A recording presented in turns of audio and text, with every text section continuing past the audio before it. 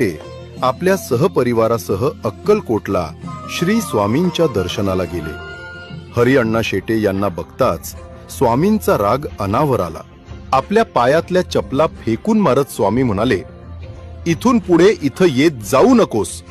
अरे, त्या म्हातारीला ह्या वयामध्ये इतका प्रवास करवतोस, लाज नाही वाटत?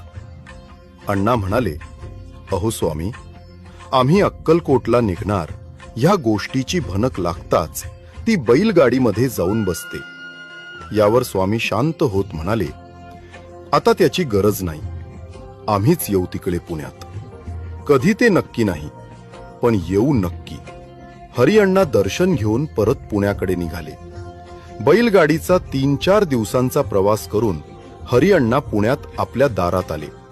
बघतात तर काय, समोर साक्षात श्री स्वामी समर्थ आधीच येऊन ध्यानस्थ बसलेले होते.